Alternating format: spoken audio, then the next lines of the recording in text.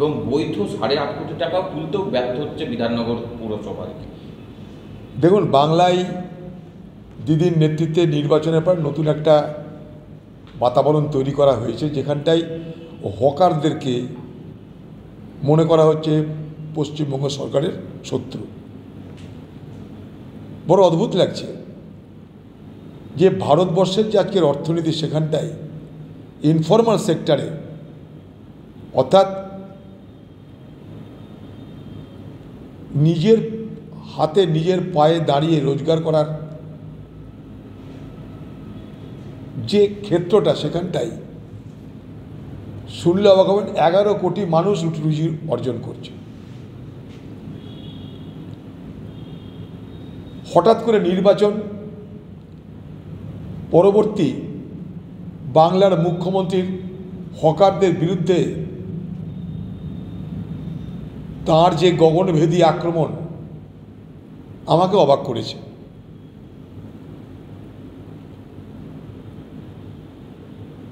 এই জন্যেই অবাক করেছে যে আমরা তার মূলে কেউ যাচ্ছি না। কেন আজকে পশ্চিমবঙ্গ পরিযায়ী শ্রমিকদের সবথেকে বড় রাজ্যের নাম? কেন পশ্চিমবঙ্গে আজ ফুটপাতে হকাররা পণ্য বিক্রি করতে বাধ্য হচ্ছে? আমরা কিন্তু তার কেউ আলোচনা করছি না।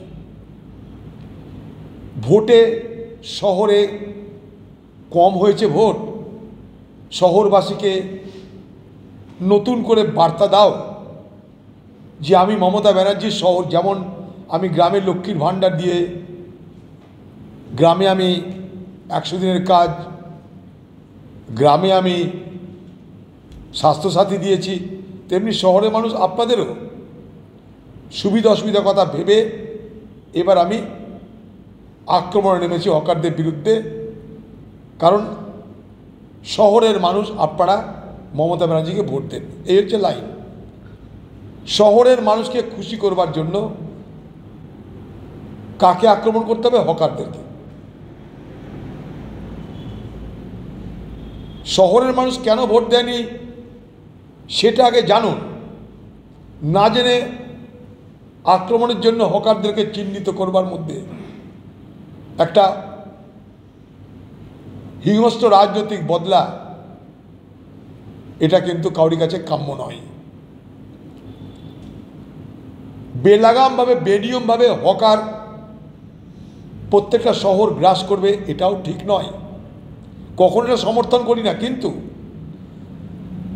আমরা কখনো মিউনিসিপ্যালিটি চালিয়েছি, জেলা পরিষদ চালিয়েছি, নির্বাচন হলে আজও চালাতাম, নির্বাচন হয়নি তাই পারিনি।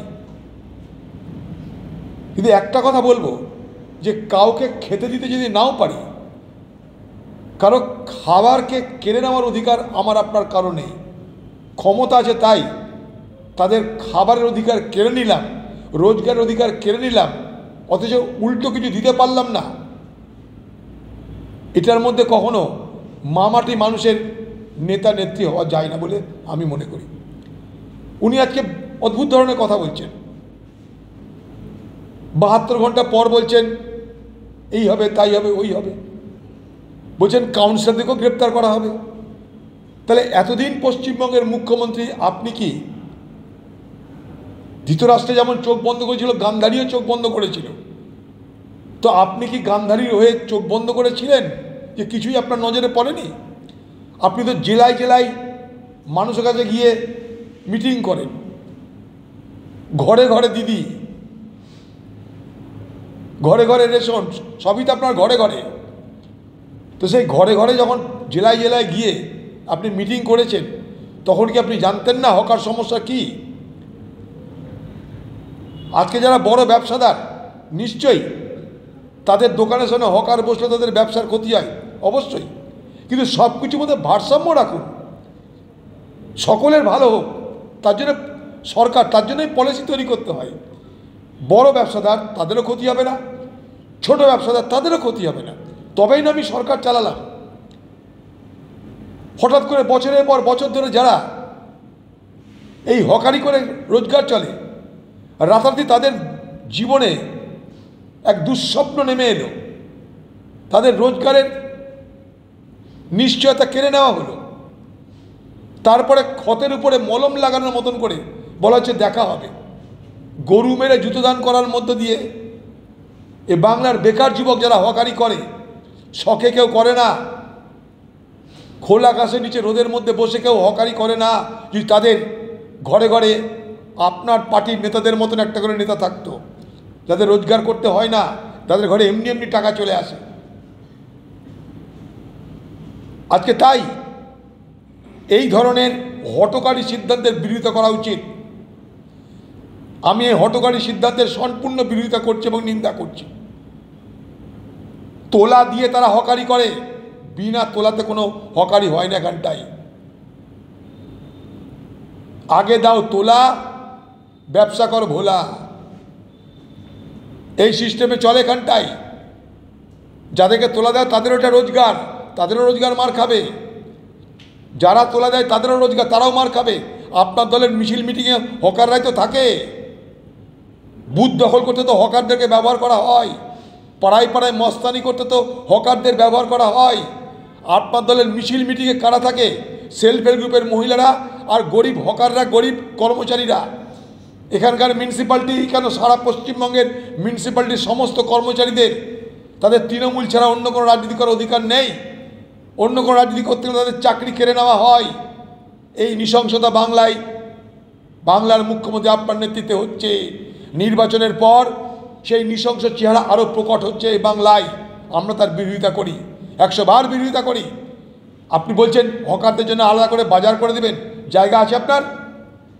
কলকাতার বুকে রাস্তায় মাত্র 6% মানুষের চলাচল এবং এলাকা অনুযায়ী রাস্তার পরিমাণ মাত্র 6%। যে রাস্তার পরিমাণ 18 থেকে 20% থাকা উচিত। তার মানে এমনি হচ্ছে কলকাতা বা শহর, এমনি ডেন্সলি পপুলেটেড।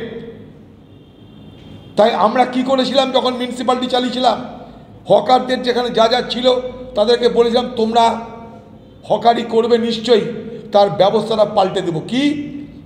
পুনর্বাসন, ঘর করে দাও, 1 তলা জায়গায় 5 তলা ঘর করে দাও। পুনর্বাসনের ব্যবস্থা করার নিশ্চয়তা দিয়ে তাদেরকে খালি করতে বলো। কেউ রাস্তায় খোলা আকাশের নিচে কেউ এই প্রখর রোদে তবে হকারি করতে কেউ আনন্দ পায় না। নিরুপায় তারা সংসার চালাবে কি করে? তাদের রুটি নেই, রুজি নেই, শিল্প নেই, চাকরি নেই, সংসার চলবে কি করে তাদের? তাই তাদেরকে হকারি করতে হয়।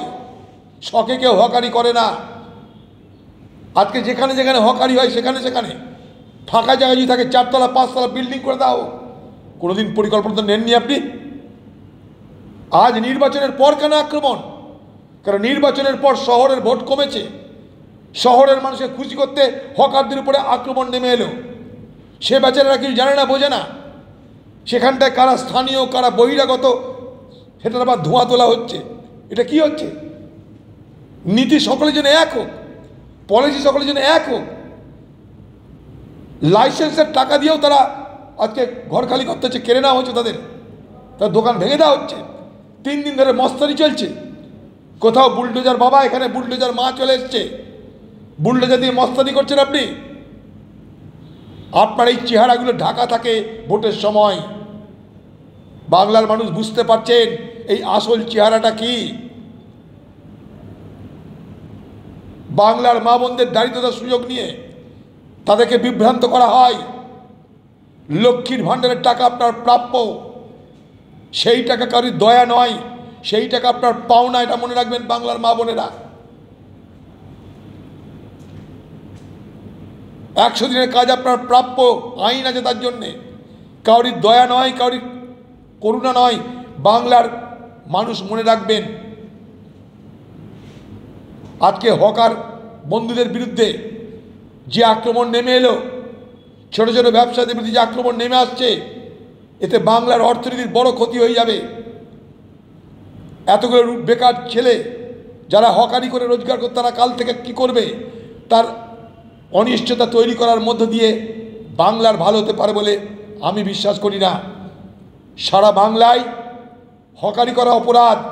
সারা বাংলার জলা জমি, খাল বিল নালা সব বন্ধ করে প্রমোটারি ব্যবসা হচ্ছে। তাদেরকে ধরতে পেরেছেন? বাংলার মুখ্যমন্ত্রী, আপনাকে আমার আরেকটা দাবি, এই বাংলায় ভারতবর্ষের উত্তরপ্রদেশের পর সব থেকে বেশি ওয়াকফ সম্পত্তি আছে এই বাংলায়। ভারতবর্ষে উত্তরপ্রদেশের পর সব থেকে বেশি ওয়াকফ সম্পত্তি আছে এই বাংলায়। সেই ওয়াকফ সম্পত্তি কি করে বেহাত হয়েছে, সেই ওয়াকফ সম্পত্তি কোথায় কোথায় লুট হয়েছে, সেই ওয়াকফ সম্পত্তির আজকের দিনের মালিক কারা হয়েছে তার একটা সার্ভে হোক, তার একটা তদন্ত হোক।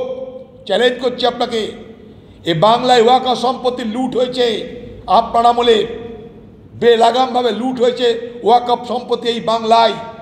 আবার বলে রাখি, সারা ভারতবর্ষে সব থেকে বেশি ওয়াকফ সম্পত্তি উত্তরপ্রদেশে, তারপর দ্বিতীয় সব থেকে বেশি সংখ্যার ওয়াকফ সম্পত্তি পশ্চিমবঙ্গে। বিশেষজ্ঞরা বলে যে পশ্চিমবঙ্গে যত ওয়াকফ সম্পত্তি আছে, সেই ওয়াকফ সম্পত্তি যদি ঠিক মতন ব্যবহার করা যায় তাহলে প্রত্যেক বছরে 10,000 কোটি টাকা ওয়াকফ বোর্ডের রোজগার হতে পারে। নির্বাচন হয়ে গেছে, কেউ জিতেছে কেউ হেরেছে, কিন্তু সত্য উদ্ঘাটন হোক আমরা চাইব। ওয়াকফ সম্পত্তি পশ্চিমবঙ্গের আজকে স্ট্যাটাস কি, ওয়াকফ সম্পত্তি কোথায় বেদখল হয়েছে, কোথায় দখল হয়েছে, তার কতটা পুনরুদ্ধার হয়েছে, আপনার কোনো ইচ্ছা আছে কি না, এ প্রসঙ্গেও আলোচনা হওয়া জরুরি বলে আমি মনে করি।